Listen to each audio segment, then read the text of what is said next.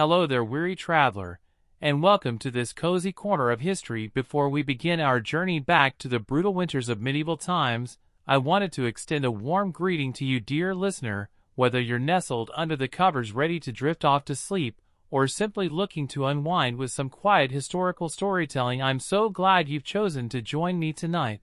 If you don't mind, I'd love to know where in the world you're tuning in from, and what time of day it is for you right now. Feel free to leave a comment, and let me know. It's always such a delight to see the diverse community of history enthusiasts gathered here.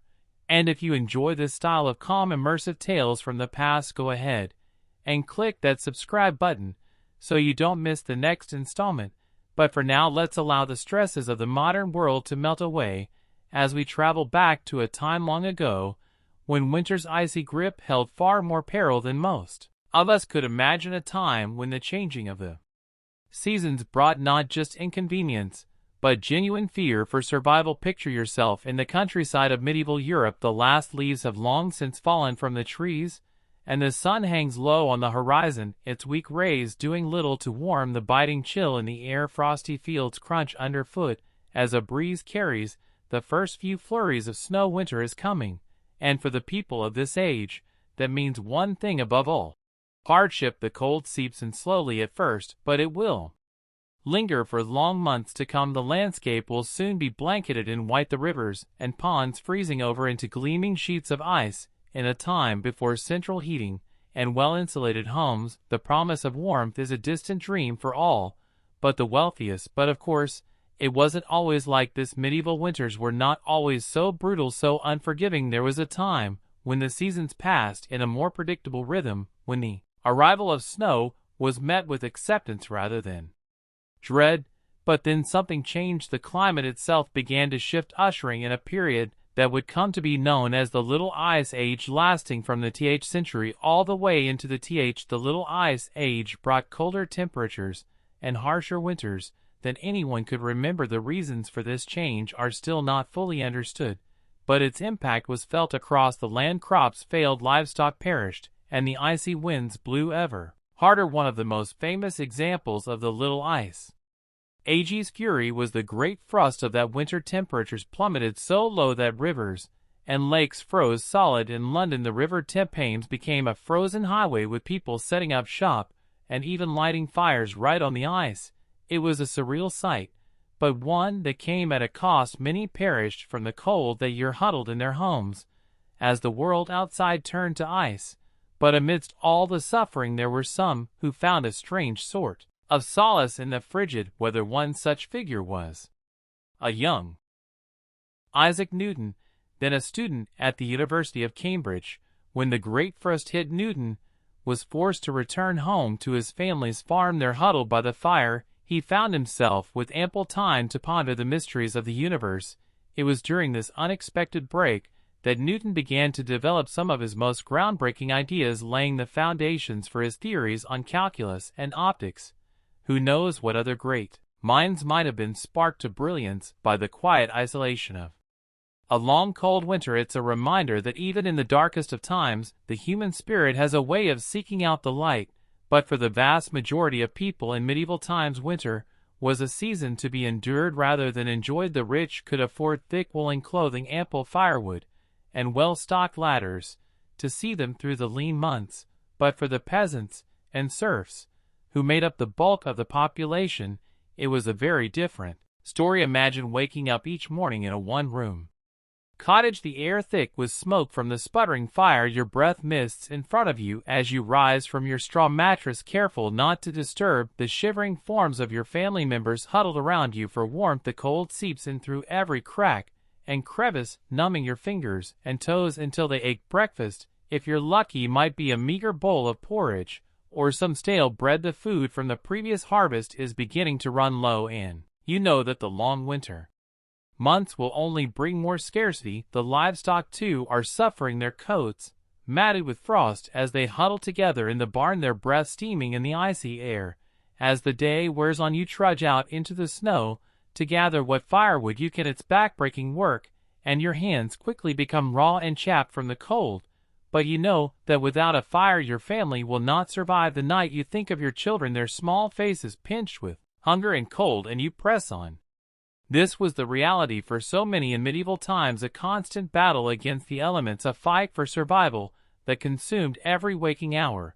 And yet, even in the face of such hardship, there were moments of resilience and even joy to be found. You see, the medieval world was one deeply attuned to the rhythms of nature. The passing of the seasons was marked not just by changes in the weather, but by a rich tapestry of rituals and celebrations. And so even in the depths of winter there were glimmers of light to be found. One such beacon was the midwinter feast of St. Stephen, held each year on December. For a brief moment, the rigid social hierarchies of medieval society were turned on their head, with a peasant or serf being crowned the lord of misrule for the day. This lucky individual would preside over a raucous celebration filled with food, drink, and revelry, a rare moment of indulgence in an otherwise austere existence. But perhaps the most enduring symbol of hope in the medieval winter was the simple act of coming together in a world where survival often depended on the strength of one's community.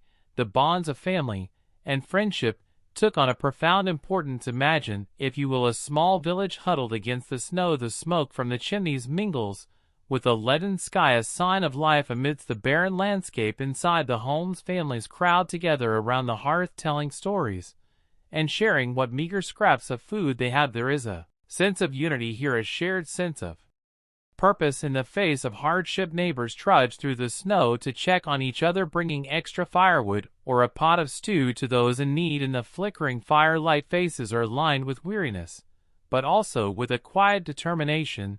They have survived winters past, and they will survive this one too. And so the long cold months march on, the snow piling higher, and the ice growing thicker with each passing day. But even in the darkest depths of winter, there is a glimmer of hope on the horizon. For the people of medieval times knew that no matter how brutal the season, spring would come again. They watched for the first signs with a keen and practiced eye, the slight lengthening of the days, the softening of the earth beneath the snow.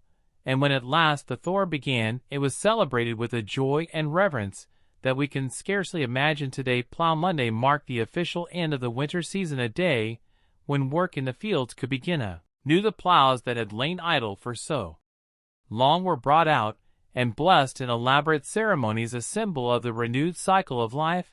As the first furrows were cut into the earth, there was a palpable sense of relief and gratitude in the air. Life had been hard, yes, bitterly hard at times, but they had endured through the long dark of winter, through the hunger and the cold and the knowing uncertainty. The people of medieval Europe had held fast to the promise of spring, and now, as the land began to thaw and green shoots pushed their way towards the sun, that promise was fulfilled. It's a resilience that is hard to fathom in our modern age of convenience and comfort. The idea of facing such relentless hardship year after year is almost unimaginable, and yet there is something deeply humbling in the knowledge that our ancestors did just that. They faced the brutal reality of their world with a strength and fortitude that is nothing short of remarkable. They found hope in the darkest of times and joy in the simplest of things, and in doing so they left us a legacy of resilience that echoes down through the ages.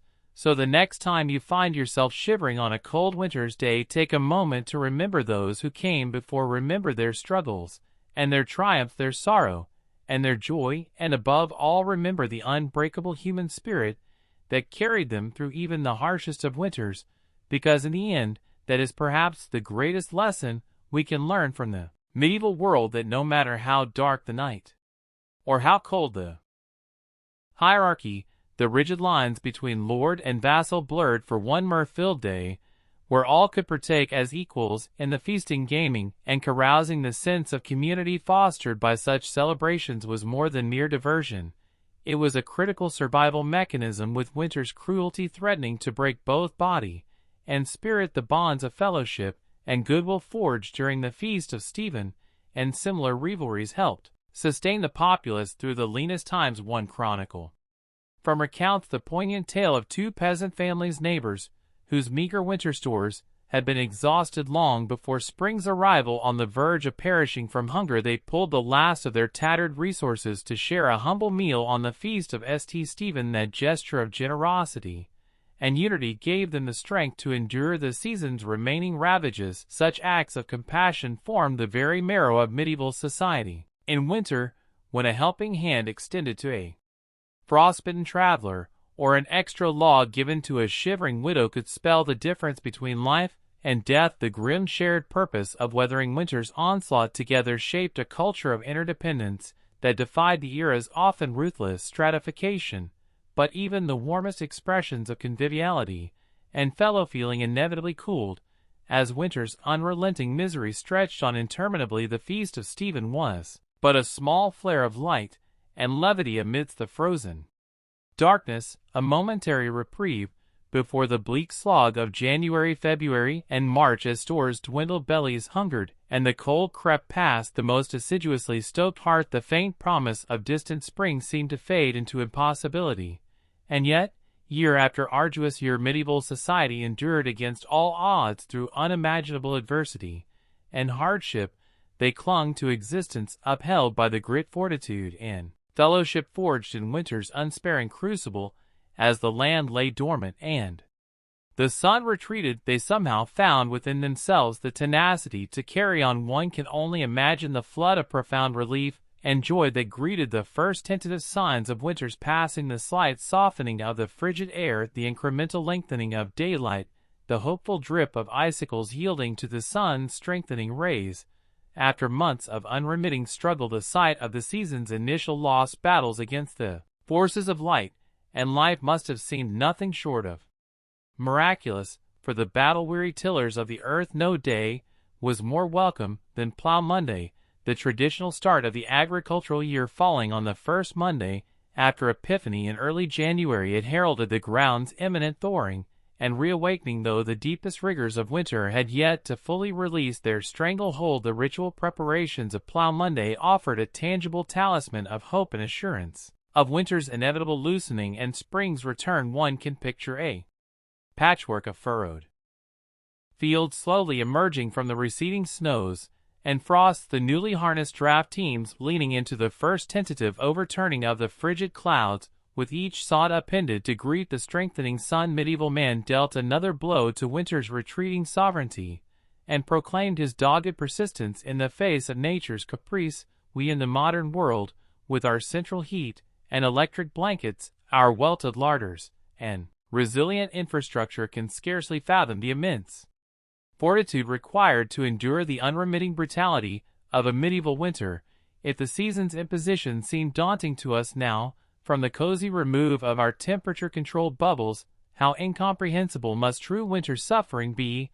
And yet, when we grumble about the minor inconveniences of a delayed flight or a rain-snarled commute, perhaps we would do well to reflect on the unyielding misery experienced by our forebears during those interminable frozen months. What reserves of resilience and tenacity they were forced to draw upon year after arduous year simply to survive. Their ability to eke out moments of celebration and fellowship amid such unrelenting privation seems nearly superhuman to modern sensibilities. That they not only withstood winter's ravages, but managed to find slivers of light in the all-encompassing darkness, is a testament to the indomitable spirit that slumbers within us all, waiting to be roused by hardship's clarion call.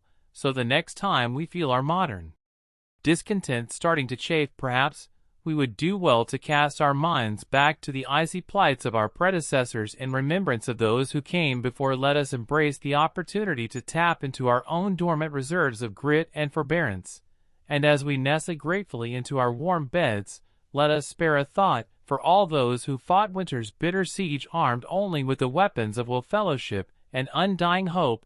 As the new year dawned and Plow Monday festivities faded into memory, medieval life settled back into its familiar winter rhythm. Short frigid days and long frosty nights were the hallmarks of the season. The fortunate retreated to the meager warmth of smoky hovels and drafty manors. For the less privileged, winter meant a constant battle against the elements. Just to survive one of the greatest winter hardships was the ever-present threat of sickness in the cramped and unsanitary living conditions of the time. Disease could spread like wildfire. The common cold was an uncommon misery, leaving sufferers red-nosed and blur-eyed, but far more serious illnesses also stalked the populace. Influenza was a fearsome foe, striking down young and old alike with its telltale fever, chills, and aches. In an age without vaccines or effective treatments, flu outbreaks could decimate entire communities. The winter of was particularly brutal, with a virulent strain of influenza raging across Europe. In Paris alone, over souls perished. Pneumonia was another stealthy killer, preying on those weakened by hunger or other illnesses. The winter dampness seeped into the lungs, causing them to fill with fluid until the victim essentially drowned. Crowded living spaces provided the perfect breeding ground for pneumonia to run rampant. It was not unusual for multiple members of the same family to succumb, leaving orphan children and shattered lives in its wake. Even royalty was not spared the ravages of winter sickness. In fact, disease often spread even more rapidly in castles and courts due to the constant flow of people in and out. A visiting dignitary or pilgrim might unknowingly bring pestilence along with their entourage. Henry VIII lost his beloved wife Jane Seymour to postnatal complications, likely exacerbated by the poor hygienic practices of the age. Children were perhaps the most vulnerable of all. Harsh weather, meager rations, and unsanitary conditions combined to make winter a truly dangerous time for the young. Infants born in the cold months faced an especially precarious start to life in London. In the S, fully half of all children did not survive to see their FTH birthday. One poignant practice of the age speaks volumes. The custom of bone lace involved tying a black ribbon to the hand of a seriously ill infant. Should the child pass away, this ribbon could then be used to secure their burial shroud, a somber reminder of winter's deadly toll on the most innocent, with danger lurking both outside the home and within. Winter was a time to batten down the hatches and pray for survival for those of limited means. Even the basic comforts of shelter, food, and warmth could not be taken for granted. The icy grip of winter poverty was relentless, and Piddle's firewood was a precious commodity, with strict laws governing the gathering of fallen timbers from forests. A peasant family might huddle around a makeshift fire of dried dung and straw, striving to eke out some feeble warmth. Shivering livestock shared what heat there was, their breath steaming in the frigid air. Food supplies dwindled to a meager subsistence of salted meat, dried peas, and coarse bread. The autumn harvest bounty was a distant memory, and the first shy greenery of spring was still months away. Foraging for winter nutrients meant scouring the stark landscape for hearty fare like nettles, garlic, and mushrooms. The scarcity of fresh vegetables in winter made for some very dreary dinner pots. A typical pottage might contain peas, beans, salted pork, and if lucky, some foraged greens and wild onions for flavor. Tasteless and tedious, but enough to keep body and soul together until spring. For many, even this unappealing monotony was an unattainable luxury. Storms, droughts, pests, and other calamities could obliterate food stores, plunging entire regions into crisis. The Great Famine of was a particularly harrowing time, caused by relentlessly heavy rains that rotted crops in the fields across northern Europe. Contemporary accounts paint a chilling picture of desperate people reduced to eating dogs, horses, and even human flesh. In their hunger, parents were said to have smothered their starving children. As an act of mercy, corpses littered the streets and fields too numerous for proper burial. Although this famine was remarkable for its severity and scale, localized crop failures and food shortages were an ever-present menace. A medieval winter diet walked a tightrope between subsistence and starvation. It was a time of hunkering down, with the knowledge that things would likely get worse before they got better. Beyond basic survival, winter affected every facet of medieval culture. Leisure, religious worship, and even crime and punishment took on the unmistakable stamp of the season. The sheer drudgery of scratching out an existence in the bitter cold colored all aspects of life. Socially, winter was a time of drawing in and relying on the bonds of family and community. The cheery gatherings around the Yule log gave way to more sedate pursuits, with travel treacherous and daylight scarce. People looked inward for amusement and enrichment during the long dark evenings, telling stories and singing songs helped to while away the hours. The flickering light of rushlights or tallow candles illuminated scenes of sewing, weaving, and whittling with idle hands, seen as the devil's playground. Industriousness was more necessity than virtue. Winter's confinement at least provided ample time for such gainful activities, for the literate winter offered a chance to curl up with a good book, although this was a rather exclusive club.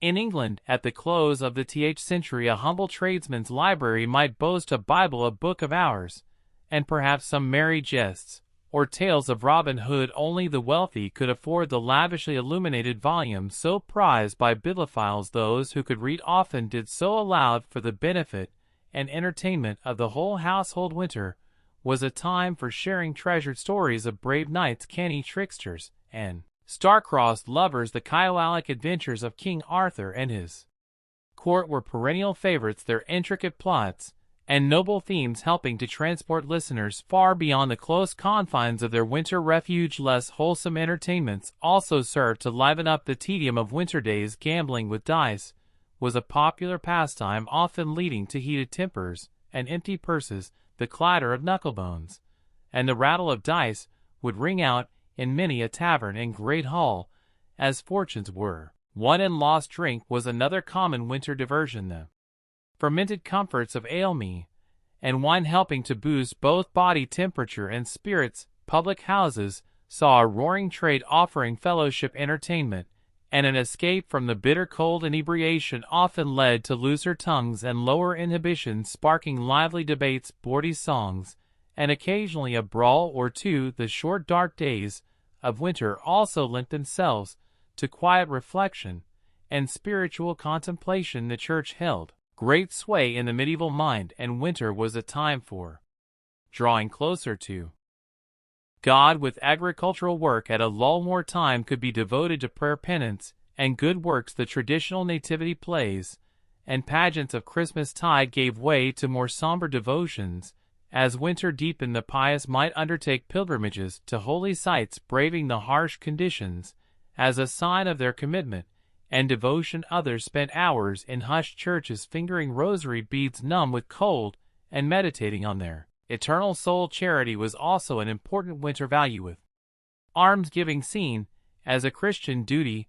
The 7 acts of corporal mercy laid out a blueprint for generosity: feeding the hungry, giving drink to the thirsty, sheltering the homeless, clothing the naked, visiting prisoners, comforting the sick, and burying the dead in a season of scarcity and hardship. Small gestures of human kindness could make all the difference. Of course, winter's harshness sometimes brought out the worst in human nature as well. Crime tended to rise as desperation set in, and opportunities for theft increased, with people spending more time indoors in close quarters. Tempers often frayed, leading to a spike in assaults and other violent crimes. The medieval justice system was ill-equipped to deal with this seasonal surge in lawlessness. Trials were often delayed until the weather improved, leaving the accused to languish in dank and overcrowded jails. Punishments could be harsh, with fines, floggings, and even executions mete out to those found guilty.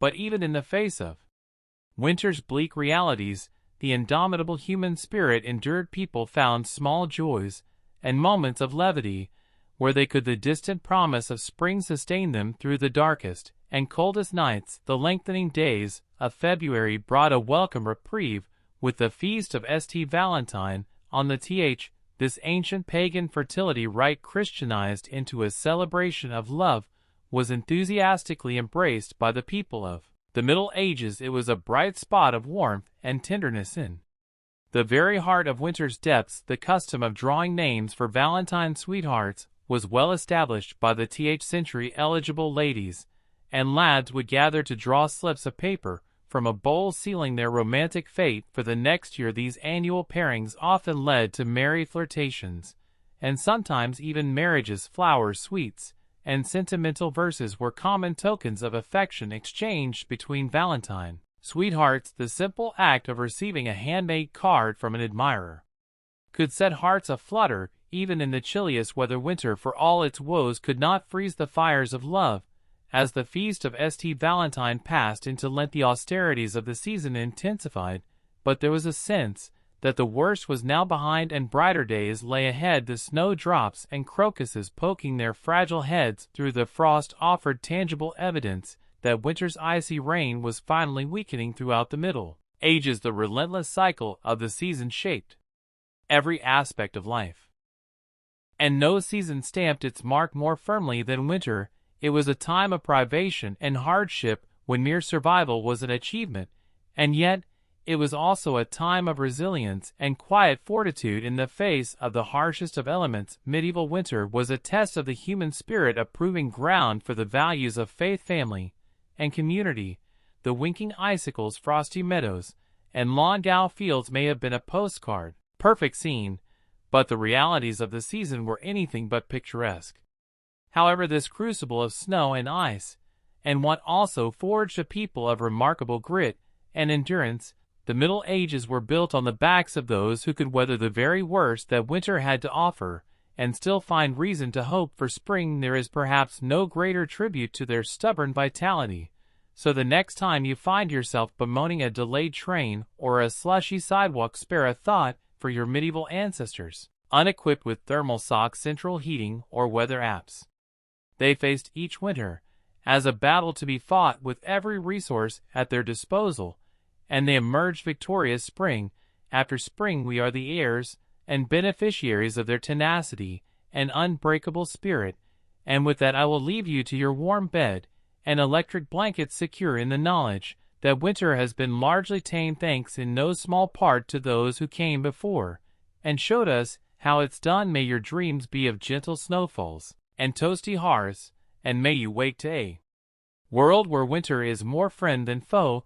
As the weak winter sun struggled to pierce the lean gray clouds, the people of medieval Europe shivered and drew their meager cloaks tighter about their shoulders. The icy tendrils of winter's grass seemed to creep into the very marrow of their bones, chilling them to the core. For the poorest peasants, the cruel irony was that their ragged woolen garments, which felt so oppressively hot and sticky in the sweltering labors of summertime, now provided scarcely more warmth than a gossamer veil against winter's biting onslaught. They huddled together in their havels, thankful for the meager heat thrown by a smoky fire, their breath misting in the chilly air. The animals felt winter's bite too. The elderly draft horse, ribs protruding beneath its shaggy coat, dreamed wistfully of the long on lush summer grass as it ate its aortioned wisp of hay. The milk cow loaded mournfully, petites chapped and roar in the frigid drafts that knifed through the barn walls. Even the W.I. barn cats looked a bit less haughty, their usual disdain blunted by the gnawing in their bellies and the frost on their whiskers. Yes, winter was an especially trying time for the lowest rungs of medieval society, but even the nobility, cocooned in their grand draughty castles, were far from immune from the deprivations of the season. Many a blue-blooded maiden wailed in despair as her priceless silk gowns proved useless against the dank chill of stone walls. The castle kitchen strained to concoct enough piping hot delicacies to stoke the noble innards. It is said that King Henry II of England, felled by a severe case of the winter shivers, once burned an entire chair just to warm his royal posterior for a blessed moment or two. His servants declared, knowing His Majesty's temper was liable to ignite even faster than the furniture if he remained uncomfortably cold for long. But for peasant and king alike, winter seemed to grind on interminably, an unrelenting slog of frozen misery. The only respect came from the occasional celebration or feast day, brief islands of revelry in the dark ocean of winter. The people seized upon these moments of light and levity, cherishing them like a drowning man gasping for air. Perhaps the most anticipated was the feast of St. Stephen on December—a day of unbridled merriment and delightfully subversive reversals of fortune. By ancient tradition, a mere peasant was crowned the lord of misrule on this day, gloomily lording over his bets and a delicious bit of sanctioned rebellion. One can only imagine the raucous peals of laughter that rang out as the lowliest serf ordered about the local baron with mock imperiousness. For one glorious day the normal rules and hierarchies fell away, and all reveled together as equals. The frigid drudgery of winter seemed to recede, driven back by the bright blaze of communal joy. But soon enough the merry festivities would end, the misrule would be righted, and the cold hard reality of winter would descend once more, the people would trudge back to their hearths and their chores, the bite of the wind seeming to mock the fleeting warmth of fellowship. The battle against winter's grim siege resumed unabated, and yet even in the bleakest depths of winter there were quiet acts of courage and compassion that melted the frost from even the most careworn hearts. Neighbors shared scarce provisions with those even less fortunate, exhibiting a generosity of spirit that no cold could diminish. A certain Dame Matilda of York was said to have once given her only cloak to a poor beggar woman shivering herself through the long walk home. When questioned why she would relinquish her one defense against the brutal cold, she simply smiled serenely and said, "The warmth of human kindness is a fire that never goes out." Such selflessness, such nobility of spirit, was the secret weapon with which the medieval people armed themselves against winter's relentless battery. For though winter could freeze their fingers and toes, it could not touch the invincible summer that reigned eternal in their hearts. And so they endured, they persisted, they triumphed in their own way over the harshest of seasons. The first green buds of spring were more than just a welcome sight, they were a living testament to the tenacity of the human will, the indomitable spirit that could outlast any winter, no matter how dark or cold. As we snuggle deeper under our cozy electric blankets, perhaps we would do well to remember the trials and triumphs of our medieval forebears. For the meadow is blooming, and the wood is springing up anew. Sing cuckoo, the sheer irrepressible joy is palpable, spilling out in simple yet evocative rhyme. So let us take a moment to appreciate the immense fortitude, resilience, and zest for life embodied by our medieval ancestors. Through the harshest conditions imaginable, they endured, making it through each winter by the grit of their teeth and the bonds of their communities. And when spring sun and bird song broke winter's oppressive silence, at long last they reveled wholeheartedly, knowing they had once again triumphed over nature's cruelty. As we nestle into our warm beds, perhaps grumbling half-heartedly about the chill outside our windows, we might spare a thought for those long-ago souls, the ones who would heave sigh of pure relief as the snow gave way to mud, flinging open their shutters and letting the spring air rush in, the ones who met winter's brutality with a tenacity and exuberant will to live that should humble us to this day. Let their strength be a reminder to us when we face our own bleak seasons, literally or metaphorically. If they could emerge from the depths of winter privation with such unabashed joy, then surely we too can find well springs of hope to sustain us. The Thor will come, the sun will return, and we will step out once more into the light. Voices joined in a resounding chorus of LWD. Sing cuckoo, the blizzards and bitter frosts continued to torment the land, but medieval folk possessed a stubborn resilience. Even in the darkest depths of winter they found ways to help each other, whether the storm neighbors shared what meager food they had, taking turns hosting communal meals. Villages assigned young men to check on elderly widows, bringing them firewood and repairing their ramshackle huts. One such widow was Agnes, an old woman with no family to care for her. Her bones ached fiercely in the cold, and her hands trembled as she tried to kindle a fire, to no avail. She had nearly given up hope when there was a knock at her door. It was Tom, a strapping village lad, his cheeks ruddy from the biting wind. He brought not only an armful of logs, but a sack of dried peas and a hunch of salted pork donated by other villagers. Tears of gratitude streamed down Agnes' wrinkled face as Tom stoked a roaring blaze in her hearth. For the first time in weeks, warmth seeped back into her frail body. Such acts of generosity were common in these lean times. The wealthy and even the nobility were not exempt from compassion. Lady Margaret, wife of the local earl, was known for her charity in winter months. Though her castle larders were well stocked, she insisted on sending wagons of grains and preserved foodstuffs to the poorest peasants in her husband's domain. Some of her highborn peers scoffed at this, viewing the peasantry as hardly better than the livestock. Why waste good food on them? But Lady Margaret held firm to her Christian duty to care for the less fortunate. One particular winter famine hit the area hard. Lady Margaret worked determinedly to stretch the castle provisions, ordering the cooks to concoct hearty soups and stews to ladle out to the starving poor. who came begging at the gates. The kitchen boys grumbled at the extra work, but the cook, a portly fellow named Bernard, shared his mistress's sense of noblesse oblige. He threw himself into the task, bulking out the soup with every last turnip and potato in the cellar. The ravenous peasants gratefully slurped it down, heedless of the gristly bits of mutton floating in the gry broth. For some it would be their only meal for days.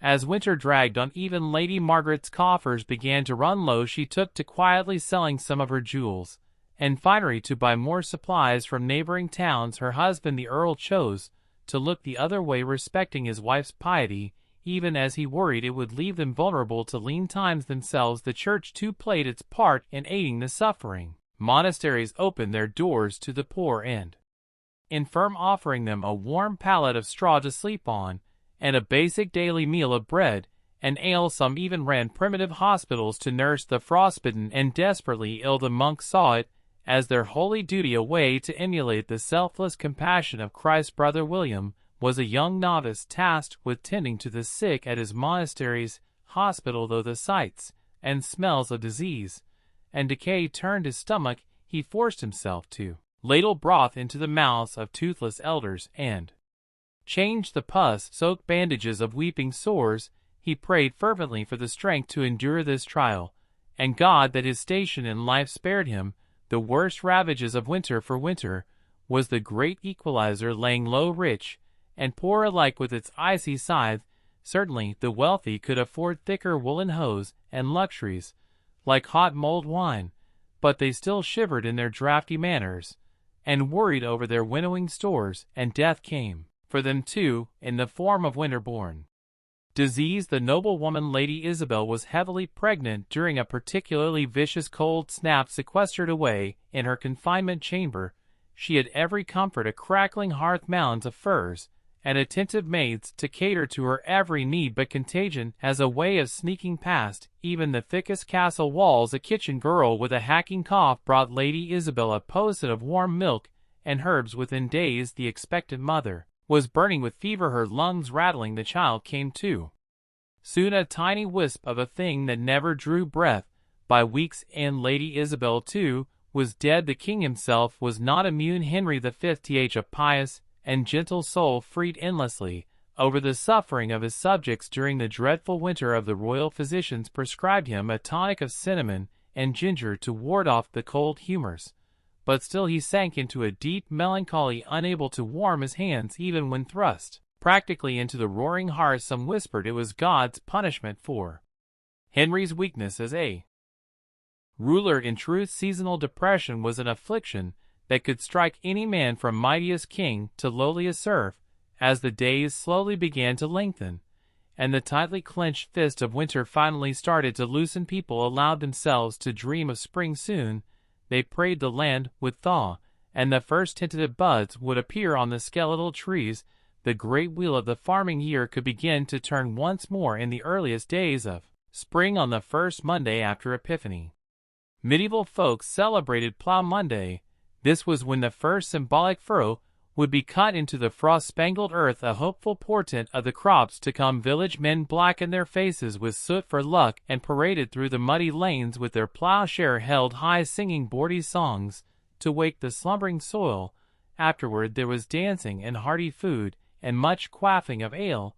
It was a promise, a covenant, that the dark days of winter were passing and brighter tomorrows lay ahead. The same eternal cycle played out at all levels of society. In the great halls of dukes and countesses, minstrels struck up a merry tune, and couples leapt into a lively carol dance. Flush with the optimism of a new year, the king hosted a lavish feast for his court, the tables heaped with delicacies like roast swan and marchpane sweets. Even the lowly peasant Giles and his brood felt a weight lift from their shoulders as they ventured out to their humble plot. Giles clutching the pouch of precious saved seed that meant a future of full bellies. The wretched widow Agnes, who had been knocking on death's door, found herself stirring a bubbling pot of pottage, humming tunelessly. She had made it through winter's gauntlet to see another spring dawn. Praise be to God. Winter was brutal. There was no escaping the fact. It brought with it a host of miseries and hardships,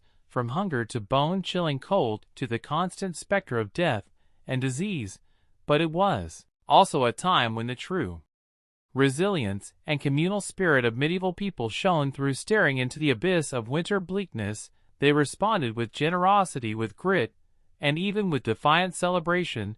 They understood that winter was an inescapable part of the great cycle of life, and the best way to conquer the cold was to hunker down and endure it together. So as you huddle beneath your cozy duvet, perhaps grumbling about the exorbitant heating bill or scraping a bit of frost from your windshield, spare a thought for your medieval ancestors. Reflect on how they survived winter after winter in a world before electric blankets, central heating, and grocery deliveries at the click of a button. Though our modern winter woes may seem all-consuming in the moment, they pale in comparison to what medievals faced each year, and perhaps we could learn a lesson from them, that empathy, charity, and an irrepressible hope for spring are the best ways to weather the hardships life throws our way. Whether it be a polar vortex or a pandemic, let us all embrace the coming spring with a full and grateful heart, knowing that however deep the snow drifts, it will eventually yield to the warming sun. The harshness of winter only makes the blossoming of spring all the sweeter.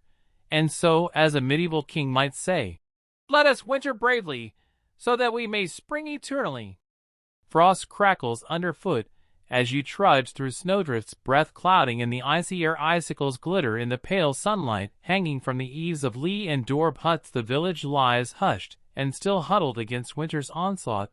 This is what winter looked like for most of our medieval ancestors, not the cozy scenes we imagine of merry feasts in snug castles decked with holly and buzzing with music and laughter. No, for the vast majority, winter was a time of bone-chilling cold, gnawing hunger, and grim survival. The specter of winter hunger was never far away. With crops withered and livestock scarce, putting food on the table became a daily battle. Grain stores dwindled, and bitter herbs and shriveled turnips were soon all that stood between a family and starvation. One bitterly cold winter in a medieval Englishman's harvest fell short by a third, due to storms and freezing weather. The desperate serfs were reduced to eating the straw roofs off their huts and boiling the leather from their shoes, all the while still forced to labor for their lofty lords. Malnutrition weakened the body's defenses against winter maladies. The common cold could quickly morph into life-threatening pneumonia or bronchitis. Influenza cut through villages like a scythe, felling young and old alike as they shivered in their shabby shelters, with teeth chattering. Medieval folk huddled together against the chill, packing into the relative warmth of shuttered houses. Yet this close-quartered coziness came at a cost. The stale, smoky air, ripe with the odor of unwashed bodies, festering chamber pots, and dirty rushes, was a breeding ground for disease in 1th century Suffolk household. Family members from grandparents to babes in arms, along with their scrawny chickens and mangy dogs, huddled together in a single tiny smokehouse all winter. It's incredible that any emerged alive come spring. Sickness was not the only danger lurking in the long dark nights. Fires were a constant threat in packed wooden cities and towns. One misdirected spark could swiftly grow into a furious blaze, hungrily devouring tightly clustered buildings and snuffing out lives. The Great Fire of London started on a cold November night, quickly raging through the city's cramped lanes, while water froze in the pipes. An estimated huddling Londoners perished in the flames, and many more were left homeless in winter's icy grip. Travel was especially treacherous in these frigid months. Roads dissolved into muddy quagmires, while blizzards obscured the way with blinding flurries. With daylight scarce, travelers risked becoming disoriented and losing their way, stumbling from the path to a frozen grave. In the English Queen Isabella set out from Canterbury for London. As the winter twilight deepened on the shortened day, her party lost the road and wandered helplessly until the early hours, while the pregnant queen wept copiously in fear and exhaustion. Winter's onslaught was no less punishing for working animals. Horses and oxen grew gaunt and weak on scant winter feed. Their labored breaths smoked in the chill air as they hauled logs and packs through knee-deep snow. Frostbite blackened extremities and ice-cracked hooves and wheel spokes alike. Yet even in the bleak depths of winter, medieval people found slivers of light. The feast of St. Stephen, or Boxing Day, as we know it today, was a time of charity, and goodwill alms boxes in churches overflowed with offerings for the poor, while lords supplied hearty meals to cold and hungry tenants. The lord of misrule tradition brought a spark of subversive festivity to the darkest days. A lowly peasant jester or deacon would be crowned king and preside over merry revels marked by drunkenness, role reversals, and mischief, a temporary appending of the established order. Despite the privations and dangers medieval winters posed, hope somehow endured, etched in frosty breaths, and no doubt uttered as fervent prayers, hope that the weak and ailing would survive, that food would last until spring, that light and warmth would conquer the constricting cold once more. So this winter, when you grumble about shoveling the driveway, curse at the thermostat, or get chilled waiting for the bus, spare a thought for those who came before us. Our medieval ancestors faced the Herculean task of surviving winter after winter with few of the comforts we take for granted. Their quiet courage in the face of winter's cruelty is perhaps the greatest lesson they have to teach us. Though we will never know most of their names or stories, we can appreciate the magnitude of their struggles and find inspiration in their endurance that saw them through to brighter days. The bitter frost continued its icy rain, transforming the landscape into a crystalline wonderland that would be picturesque if not for the immense hardship it inflicted on the inhabitants of the land. The snow fell ceaselessly from the ash-gray sky, blanketing the countryside in a suffocating white shroud. Icicles hung like glittering daggers from the eaves of peasant villas and grand manors alike. The hearth fires that burned day and night offered only a fleeting respite from the penetrating chill smoke from the precious flames. Stung watering eyes and choked lungs in the close faded air of WLE and Dorb huts, their huddled bodies crammed together for warmth. Humans and livestock alike, the pungent aromas of dung and unwashed flesh mingling together into a uniquely medieval winter perfume. For some, however, even this dubious comfort was a luxury they could ill afford. Scant food stores stretched precariously thin, and bellies rumbled with the persistent pangs of hunger. Many of the poorest subsisted on little more than coarse bread and thin gruel, praying they would survive to see the spring. The specter of famine lingered in every home, from lowly serf to high lord. None could escape winter's deadly grasp, not even those who wore crowns and draughty stone castles that seemed to inhale the cold and exhale an unrelenting damp. Rulers shivered beneath mountains of furs. Royal households required vast amounts of firewood and provender to ride out the long winter months. Woe to the kingdom whose sovereign failed to plan ahead. According to one account, a medieval Bohemian princess perished from the cold in her bedchamber, her demise a chilling reminder that wealth and status offered only partial protection from the elements. But for a peasant family, the loss of a loved one to winter's icy scythe was all too common an occurrence, as cruel as it was predictable. Disease added to the season's prodigious death toll. Agars and fevers spread like wildfire through communities weakened by malnutrition and close quarters. The stale, smoky air of vels and the ubiquitous filth made the lungs more vulnerable to infection. Medieval physicians, their useless treatments, often rooted more in superstition than science, could do little. The roads, treacherous with snow drifts and black ice, compounded the winter's woes. Only the desperate or the foolhardy ventured far from the meager comfort of their homes. In the darkest months, travel for any distance was an ordeal to be undertaken at one's peril. Peddlers' carts remained idle, depriving isolated villages of needed goods. Tithes and taxes went uncollected, to the vexation of leg lords and clergy. And woe to the army that had to mount a campaign over snow-choked roads. Their supply lines stretched to and fraying in the frigid weather. The winter of saw one of the Middle Age's most astonishing military feats born of this brutal necessity for wintry warfare. The redoubtable Welsh rebel leader Owain Glyndwr faced off against the superior forces of future King Henry V in the high mountain passes. Glyndwr's men, accustomed to harsh conditions, drew the English into a trap amid the blinding blizzard. Hapless in their heavy armor, the English ranks broke and fled, with many perishing from exposure. Glyndwr's stunning victory, won as much by the winter as by Welsh martial prowess, lives on in legend to this day. The winters of medieval Europe were often marked by devastating famines that claimed countless lives when the cold lingered in spring. Planting was delayed, food shortages quickly followed.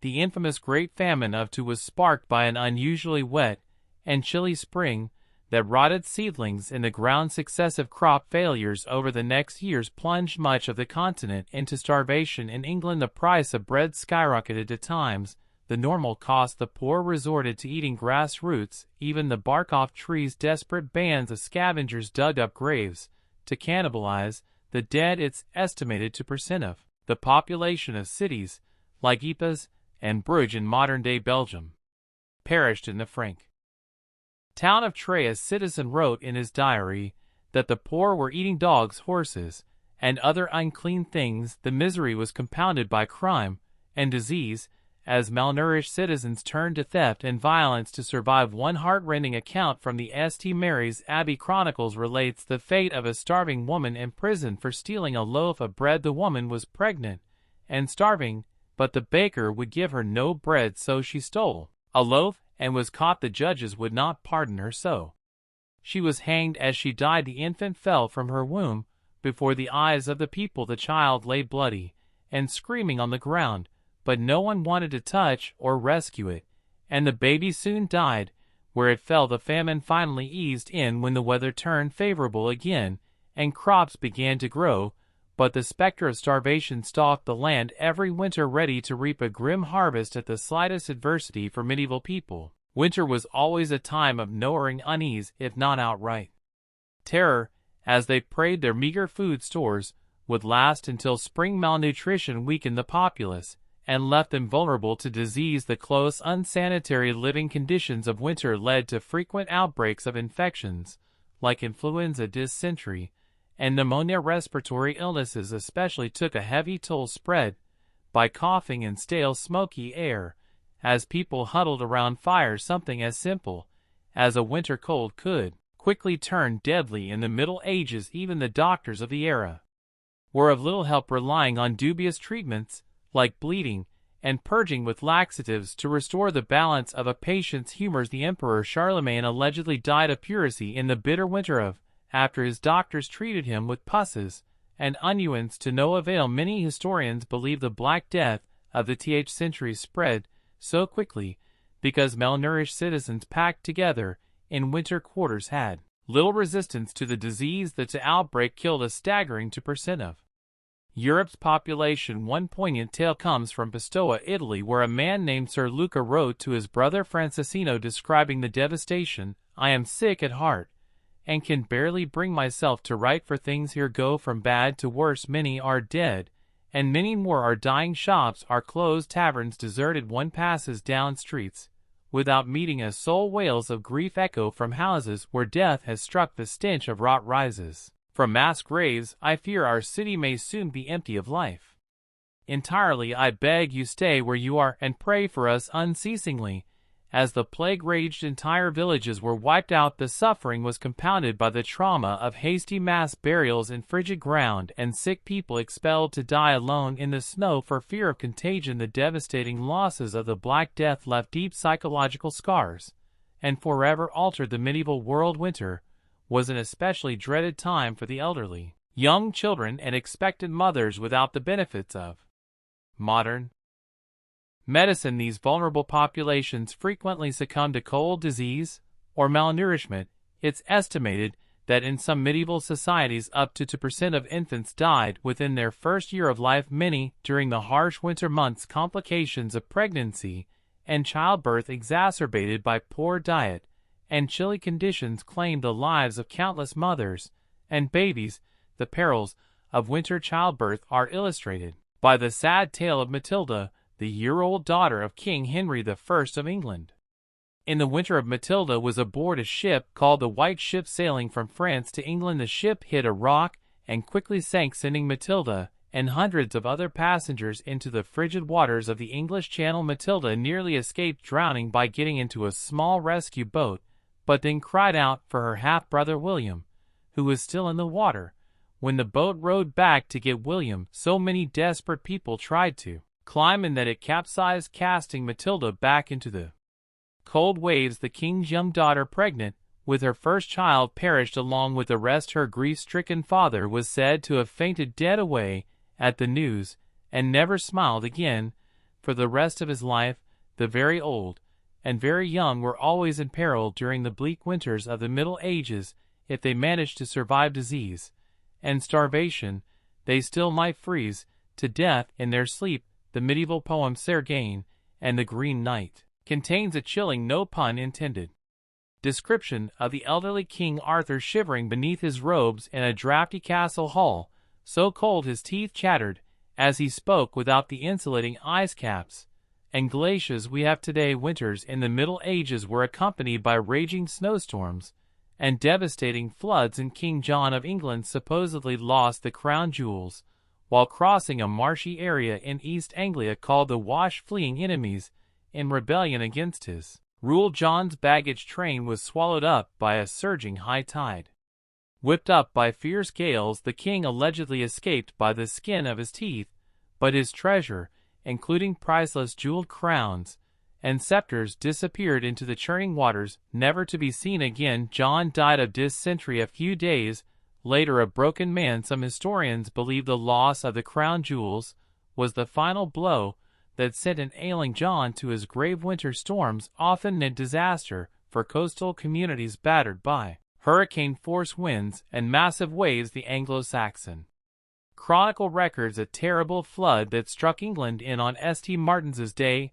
The th of November came a great sea flood through the length of this land, and overran it so far as no man remembered that it ever did before, and drowned many towns and a countless number of people. Another North Sea flood on January th completely submerged the low-lying Netherlands, killing over people in an era with no early warning systems or emergency shelters. The population was completely at the mercy of the elements. All medieval folk could do was pray for deliverance as icy floodwaters rose and the wind howled like the very hounds of hell outside their frail homes. Harsh winters also meant an increase in fires, as people did whatever they could to keep warm. The Anglo-Saxon Chronicle again gives a chilling account of a deadly London blaze, and a dreadful fire broke out on London Bridge and spread so rapidly that before it could be extinguished it burned down a great part of the city, with the principal church of St. Paul and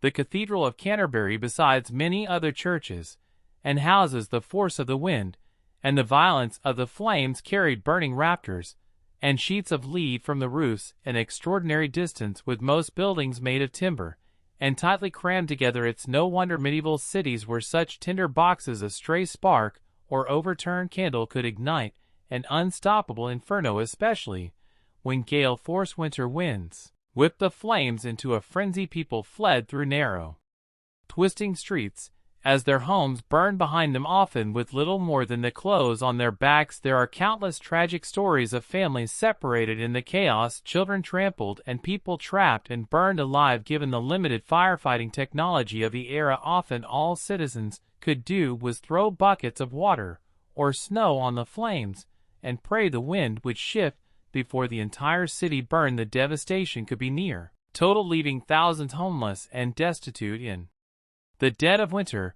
But perhaps the greatest danger of medieval winter was something that required no great blizzards, floods, or conflagrations. Sometimes the simple, inescapable, life-sucking cold was enough. It's hard for us to imagine in our modern world of central heating and thermal fabrics, but the bone-chilling damp and constant dark of winter was an adversary from which there was little defense in the Middle Ages, with only smoky fires and piles of furs to ward off the chill. Winter cold sank deep into the bones of medieval people. Arthritis and rheumatism were common afflictions, the pain growing worse with every passing year. Extremities slowly went numb, then black with frostbite. Pneumonia and influenza ran rampant in close quarters. The cold seemed to seep into the very soul, sapping all energy and vitality. The 6th century British monk Gildas paints a grim picture in his work on the ruin of Britain. The nights are long and dark, the days dreary, and chill. The air bites with malice, the icy blasts cut to the bone. All is blanketed in snow and frost. It is a time of great suffering for man and beast alike, when all the earth seems dead and frozen locked in the clutches of a frigid hell for the elderly and frail. Especially winter was a time of dread marked by a hopeless feeling that the warmth might never return. People piled on every article of clothing and huddled together for warmth, but still the cold crept in, fires sputtered and died in the damp, leaving only plumes of acrid smoke that stung the eyes and choked the throat. Coughs and sniffles echoed in the darkness, interspersed with the groans of the sick and dying. The cold kept its icy grip round the clock, turning exhalations to frost and numbing appendages. It seemed to reach icy fingers into the chest, squeezing the breath and congealing the blood. Even the young and healthy moved as if through deep water, sluggish and yielding. There was no escaping winter's clutches in the Middle Ages, no Florida vacations or cozy electric blankets to take the edge off. The cold was a constant, merciless companion, sapping precious energy needed for survival. It's no wonder the medieval world measured the passage of time not in months or years, but in how many winters one managed to survive. To make it through to another spring was a triumph, one that grew more difficult with each passing season. But somehow, despite the brutal conditions, the rampant disease, the gnawing hunger, and the life-stealing cold, the people of the Middle Ages endured year after year, winter after merciless winter. They shouldered on, armored only in their indomitable spirits. When the last meager stores of food ran low, they tightened their belts another notch. When the fire burned down to embers, they drew another tattered blanket close. And when the dark pressed in from all sides, they huddled together and whispered stories of brighter days to come. There is a moving passage in the 10th century English poem Piers Plowman that captures the sheer resilience of the medieval spirit through woe and winter's bale, frost and snow and sleet and hail. All shall pass and peace prevail. Hope shall triumph and never fail. Even in the darkest depths of winter, medieval folk found small joys and moments of grace. Neighbors shared what little they had with those who had even less. Amid the cold and dark, people came together to sing and pray. At night some swore they could hear the voices of angels in the howling winds, promising that warmth and light would come again. And so the people of the Middle Ages held fast to hope, clung fiercely to life, and kept their eyes fixed on the far horizon where spring lay in wait. They knew in their bones that winter, no matter how brutal and unrelenting, was always a temporary state. The sun would return, the snows would melt, and the world would be reborn as green and glorious as if winter had never come at all. All they had to do was endure, and endure they did with a strength forged in the very ice and stone of the season. The winters of the Middle Ages were brutal, merciless, and seemingly endless. They brought hunger, disease, destruction, and death, but they also brought out the best in the human spirit, the unshakable will to survive, to hold fast, to hope, to come together in compassion and kindness. The medieval world was tempered in winter's icy crucible and emerged stronger for it, a little tougher, a little wiser, with a bone-deep appreciation for the turning of the seasons. So perhaps we can learn a lesson from our medieval forebears as we grumble about scraping a few inches of frost from our windshields. For them winter was a matter of life and death, a season to be survived with gritted teeth and unshakable resolve. And survive they did, passing down to us their tales of winter's wrath and the invincible power of the human spirit. In the dead of our modern winters, may we remember their fortitude and find in it the inspiration to shoulder through our own dark days. The people of the Middle Ages stared winter full in its icy face and refused to yield. They endured floods and famine, blizzards and blackest night. They buried their dead in frozen ground and woke to the groans of the starving. But always, always they held fast to the promise of spring. And if they could make it through winter after winter with little more than faith and furs, then surely we can find the strength to face our own battles, knowing that the Thor will come and light will return. The brutal winters of the medieval world may be long past, but their lessons echo through the ages, a testament to the enduring power of the human spirit. So let us walk in the footsteps of our ancestors and meet winter's chill with courage, compassion, and unshakable hope. For if they could brave the darkest season with heads unbowed, then so too can we. Winter is coming, but spring, as the medieval world knew so well, is never far behind. As the chilling winds howled across the frozen landscape, medieval folks gathered around the flickering light of the hearthfire huddled together for precious warmth. They shared tales of winters past, those harsh and unforgiving seasons that tested the mettle of even the hardiest souls.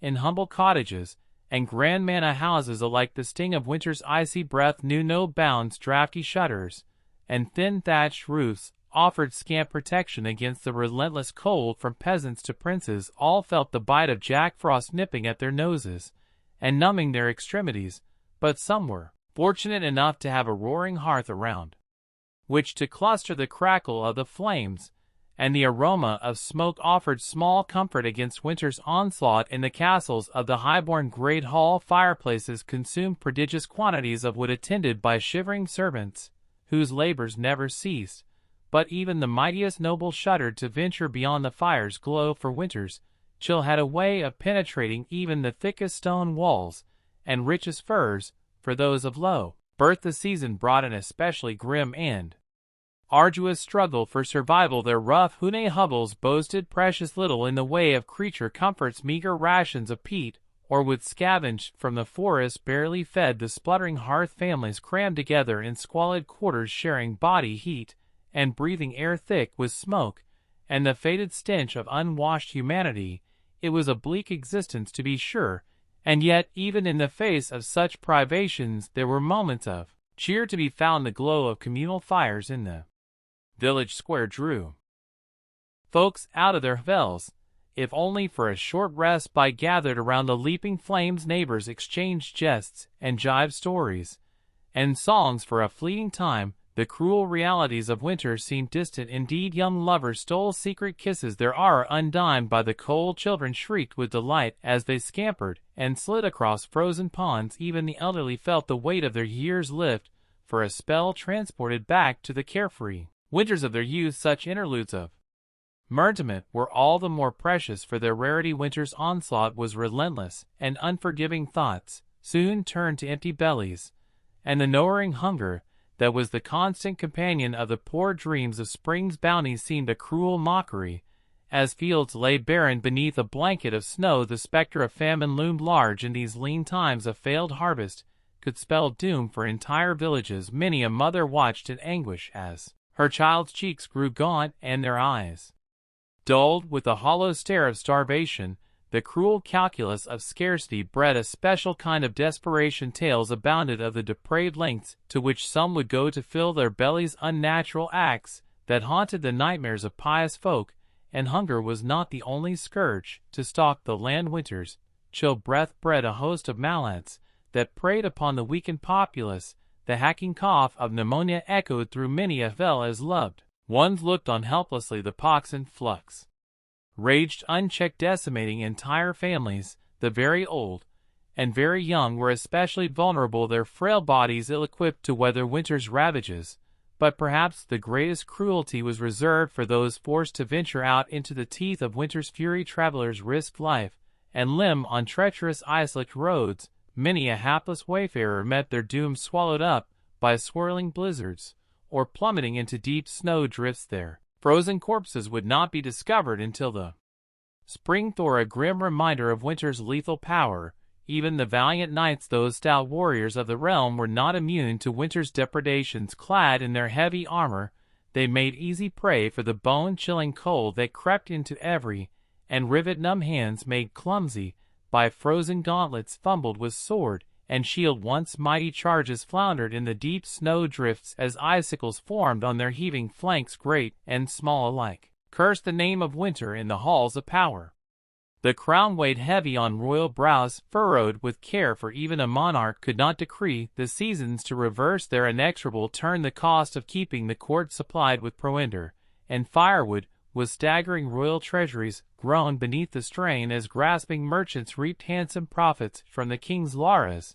But for all the miseries it engendered, winter's reign was not eternal. Even in the depths of icy despair, folk clung to the promise of spring's sweet renewal. The joyous feast of Stephen, other side of winter's interminable reign.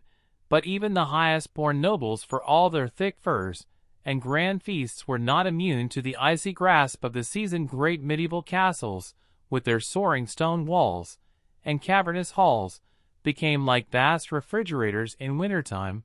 The chill seeped up from the floors and down from the ceilings until it saturated the very air, defying even the mightiest of blazing hearts to banish it there. Are tales of royal winter woes to make one shudder in sympathy. In the th-century, Queen Elizabeth Woodville, consort of King Edward IV of England, was said to have actually frozen to death in her own chambers one uncommonly frigid night. While records are murky and much embellished, one account claims that despite being swaddled in heavy robes and furs, the poor woman succumbed to the deep cold and was found in the morning frozen stiff as a board. Whether the story is true or not, it certainly illustrates the perilous nature of winter, for even the most privileged kings and queens might avoid the gnawing hunger and squalid conditions of their low-born subjects, but in some ways the hazards of the season were a great equalizer. After all, royals could no more command the elements than they could live without air. The chill found its way into even the most luxurious of medieval bedchambers, and so, as the days grew shorter and the nights ever darker and more frigid, the whole of medieval society braced itself for the annual onslaught of winter's wrath. From the lowliest crofter to the loftiest lord, a sense of grim endurance seemed to settle upon the populace, a knowledge that the only way out was through stores of grains and salted meats were checked and rechecked, every scrap of wood and kindling jealously hoarded, and heavy woolen garments donned in stoic anticipation.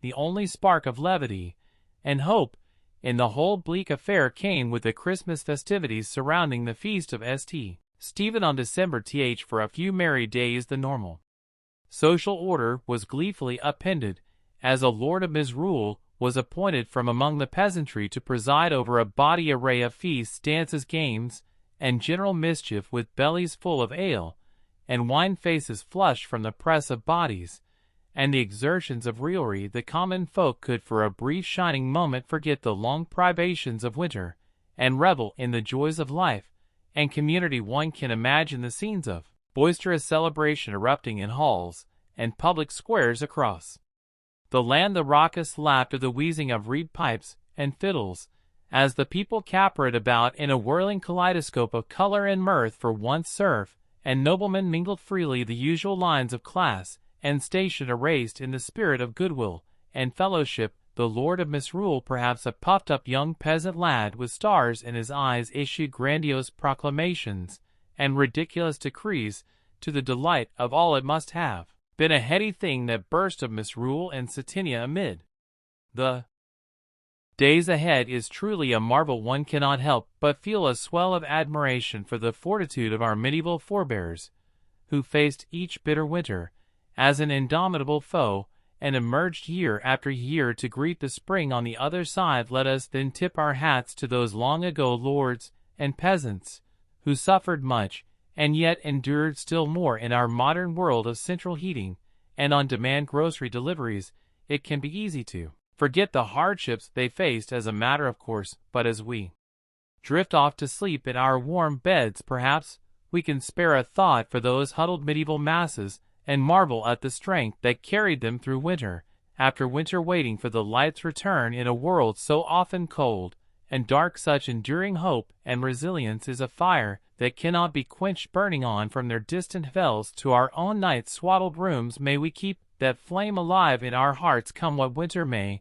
As the long winter months dragged on, medieval folk looked forward to any opportunity to lift their spirits and foster a sense of community and goodwill amidst the hardships. One such beacon of hope was the Feast of St. Stephen, celebrated each year on December th. Though the origins of this midwinter celebration are somewhat obscure, by the Middle Ages it had become a cherished tradition across much of Europe. After the solemn religious observances of Christmas Day, St. Stephen's Day was a time for merrymaking, feasting, and the playful reversal of normal social role. Central to the festivities was the custom of misrule, where a peasant or commoner would be appointed lord of misrule for the day and granted the power to command their social superiors. This light-hearted upending of the status quo provided a much-needed release valve for the rigid class tensions that normally dominated medieval life. The lord of misrule presided over a topsy-turvy day of revelry, leading raucous processions, through the streets initiating mischievous pranks and decreeing that everyone from lords to laborers should make merry together. Professional entertainers, like minstrels, jugglers, and jesters, would ply their trades, while games of chance and skill kept the crowds amused. Bawdy comedic sketches called mummers' plays were performed, reenacting tales from legend and folklore in broad exaggerated strokes. Mock jests and farcical court proceedings induced peals of laughter, a welcome respite from the grim realities of winter life. Of course, no medieval celebration was complete without a hearty feast. On St. Stephen's Day, the Lord of Misrule could insist that the wealthy provide food and drink for the whole community, a charitable gesture that fostered goodwill and fellowship among all. Roasted meats were the centerpiece of the feast, from geese and capons to the traditional roast boar's head marched in with great fanfare. Mincemeat pies heavy with dried fruit and spices offered a sweet treat, while the wassail bowl flowed freely, the warm spiced cider bolstering everyone's spirits. One could almost hear the laughter and lively chatter ringing through the halls, rising above the blustery winter winds outside. For one brief shining day, the hardships of winter faded into the background as the community came together in a spirit of joy and camaraderie. As the feast concluded and the revelers dispersed back to their hearths, they carried the warmth of the festivities with them, like a flicker of cheery firelight in the dark. The knowledge that they had friends and neighbors to rely on, that they could find moments of laughter and levity even in the bleakest times, surely helped buoy their spirits for the hard days still ahead. And somehow the winter's icy grip seemed a bit less harsh, the howling winds a bit more bearable, when one had a belly full of good food and a heart full of fellowship. The feast of St. Stephen was a timely reminder that even the deepest darkness of winter would eventually yield to the first hopeful stirrings of spring. Those fragile shoots of new life began to tentatively emerge as the winter snow receded and the frozen ground began to thaw across the countryside. Watchful eyes eagerly scanned for the appearance of snowdrops, those valiant little flowers that poked their fresh green stalks and delicate white blooms through the melting slush. Their arrival heralded that the long night of winter was finally ending, and the season of rebirth approaching. In villages everywhere, weary folk rejoiced to see the first hints of color and vitality return to a landscape that had been shrouded in icy white stillness for so many months.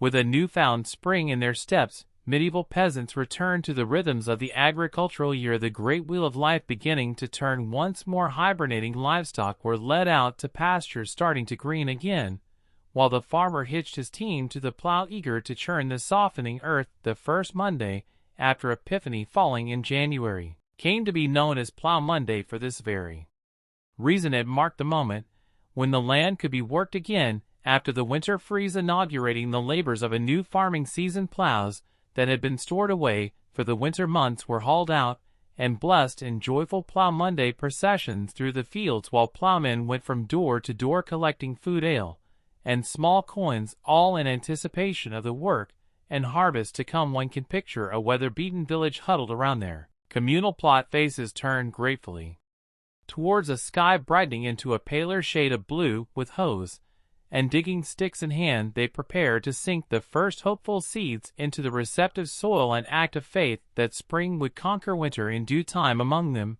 is the wizened old grandmother, a child clutching each gnarled hand as she shows them how to plant the peas, just as her own grandmother once taught her many long springs ago.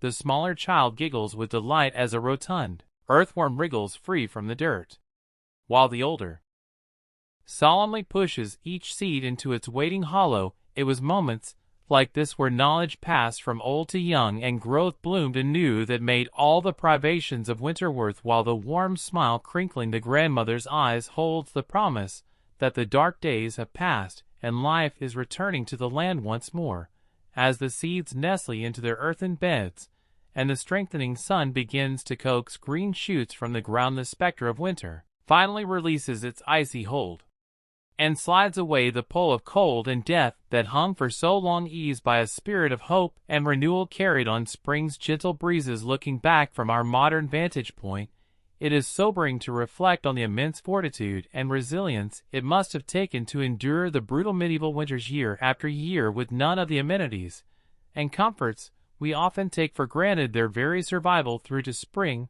was a feat worthy of marvel, and yet, in the midst of unimaginable hardship, medieval people still managed to find cause for hope, joy, and celebration, the warmth of community, the promise of spring, the restorative power of laughter and fellowship. These were the lights that guided them through winter's darkest depths. Perhaps, as we snuggle deeper under our cozy comforters, cozily insulated from the cold, we could spare a thought for our long-ago ancestors the next time the winter wind rattles our windows and we grumble at the chill. We might pause and smile wryly, recognizing that our winter woes likely pale in comparison to what they faced year after year, century upon century. And as we drift off to sleep, we can carry the knowledge that we too possess an ember of that same invincible summer that burned in the hearts of medieval folk, the assurance that spring always returns and life goes on no matter how dark the winter night. So as the last light fades and the wind whispers a lullaby against the pane, I invite you to let your imagination wander back through the ages, to walk alongside those distant ancestors as they triumphed over winter's icy reign. May their courage and indomitable spirit inspire your dreams tonight. And if this journey through history has piqued your curiosity, I encourage you to like this video and subscribe to the channel. There are always more boring tales to lull you into restful slumber. Until next time, my friends, sleep well and dream of cozy hearths and fresh green shoots stirring beneath the snow. Good night. Solemnly pushes each seed into its waiting hollow. It was moments like this where knowledge passed from old to young and growth bloomed anew, that made all the privations of winter worth while. The warm smile crinkling the grandmother's eyes holds the promise that the dark days have passed and life is returning to the land once more. As the seeds nestle into their earthen beds and the strengthening sun begins to coax green shoots from the ground, the specter of winter finally releases its icy hold and slides away. The pull of cold and death that hung for so long, eased by a spirit of hope and renewal, carried on spring's gentle breezes. Looking back from our modern vantage point, it is sobering to reflect on the immense fortitude and resilience it must have taken to endure the brutal medieval winters year after year with none of the amenities and comforts we often take for granted. Their very survival through to spring was a feat worthy of marvel, and yet, in the midst of unimaginable hardship, medieval people still managed to find cause for hope, joy, and celebration, the warmth of community, the promise of spring, the restorative power of laughter and fellowship. These were the lights that guided them through winter's darkest depths. Perhaps, as we snuggle deeper under our cozy comforters, cozily insulated from the cold, we could spare a thought for our long-ago ancestors the next time the winter wind rattles our windows and we grumble at the chill. We might pause and smile wryly, recognizing that our winter woes likely pale in comparison to what they faced year after year, century upon century. And as we drift off to sleep, we can carry the knowledge that we too possess an ember of that same invincible summer that burned in the hearts of medieval folk, the assurance that spring always returns and life goes on no matter how dark the winter night. So as the last light fades and the wind whispers a lullaby against the pane, I invite you to let your imagination wander back through the ages, to walk alongside those distant ancestors as they triumphed over winter's icy reign. May their courage and indomitable spirit inspire your dreams tonight. And if this journey through history has piqued your curiosity, I encourage you to like this video and subscribe to the channel. There are always more boring tales to lull you into restful slumber. Until next time, my friends, sleep well and dream of cozy hearths and fresh green shoots stirring beneath the snow. Good night.